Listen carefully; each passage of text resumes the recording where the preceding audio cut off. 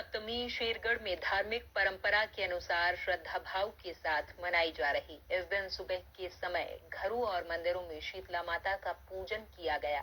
महिलाओं ने एक दिन पहले ही बनाया हुआ भोजन उसे प्रसाद के रूप में चढ़ाया है और सुख समृद्धि की कामना की है।